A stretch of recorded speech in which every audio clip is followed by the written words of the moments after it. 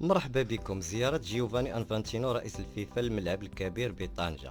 وصول رئيس الفيفا الآن وكيتفقد التيران وكيتفقد المرافق ديالو. الملعب على أعلى مستوى من التنفيذ والتصميم، ما شاء الله، اللهم بارك وزيد في ذلك. شوف الكراسة كي دايرين، شوف الكراسة كي دايرين. أنا بعدا ما عمري شفت بحال هاد النوع ديال الكراسة. السي القجع كيدخل هو الأول التيران، ما شاء الله، العشب طبيعي.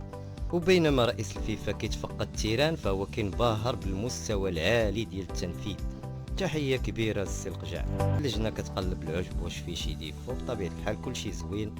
هنا جياني انفانتينو رئيس الفيفا كيقول على ان هذا الملعب ملعب ايقوني وغادي يكون مصدر فخر للرياضه المغربيه. الى عجبك التعليق على الفيديو ما تنساش تشارك في القناه وتفعل زر الجرس باش يوصلك كل جديد. مع السلامه.